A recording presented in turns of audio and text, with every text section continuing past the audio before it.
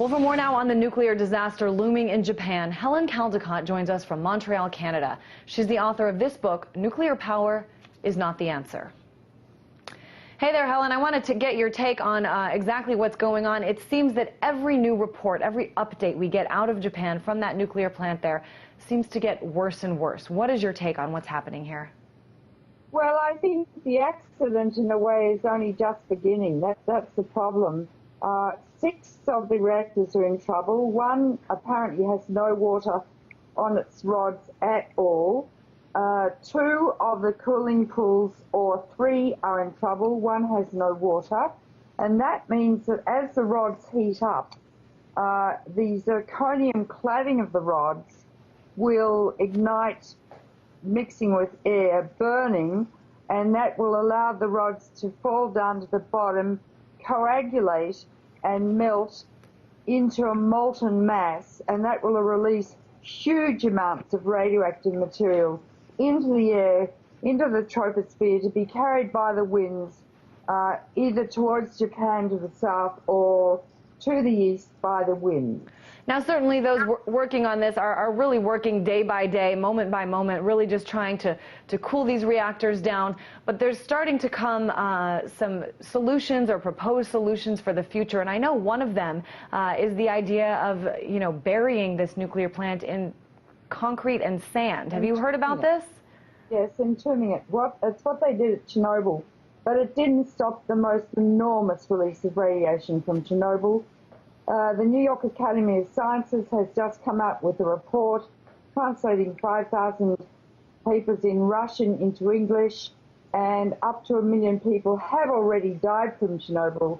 And that's just the beginning, because strontium lasts for 600 years, cesium-137 lasts for 600 years, plutonium lasts for 500,000 years, and they bioconcentrate by orders of magnitude in the food chain. 40% of European land mass is still radioactive, will be for hundreds of years, and the food grown there is radioactive. So I do not eat European food.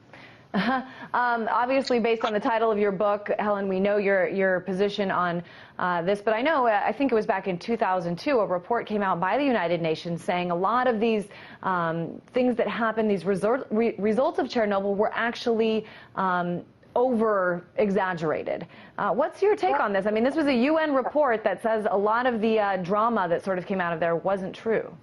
The UN has been lying. There is an unholy alliance and agreement between the International Atomic Energy Agency and the World Health Organization going back decades to say that if there is a nuclear accident, the WHO cannot examine it unless the IAEA, which promotes nuclear power, allows them to. So there's been a huge conspiratorial cover-up, the likes of which I have never, ever seen in medical history before. Keeping with this connection to Chernobyl, I know that when that happened, thousands upon thousands of people were brought in to help to deal with that crisis. And it's really interesting when you look what's happening in Japan. I think that number's in the low hundreds. Why so few resources? And do you think that this will be able to, I mean, with so few people, that there will even be a chance of making the situation better? No, there's absolutely no chance. It's too late now. For the people to go in there and try and help, they're getting such huge doses of radiation. Some of them are now hospitalized with acute radiation illness, and they will be dead within 2 weeks, dying with their hair falling out, vomiting, and bleeding to death. It's a very, very disastrous situation. In fact, the Russian army brought in about, I think, 1 million people that they called liquidators. And they gave these poor fellows buckets and asked them to walk around picking up the spent fuel rods in their bare hands. If you stand next to one spent fuel rod for several seconds, you'll get a lethal dose of radiation. Within days, those men turned brown. It's called nuclear tan. Their arms and legs swelled so much they split. Their brains swelled and they developed ataxia like a drunken man, severe headaches, seizures, and they died within days. They were called liquidators, and they got liquidated. Certainly hundreds of certainly not an optimistic outlook, but we do thank you. This is something that you've spent a lot of time researching and writing about. Helen Caldicott, author of Nuclear Power is Not the Answer.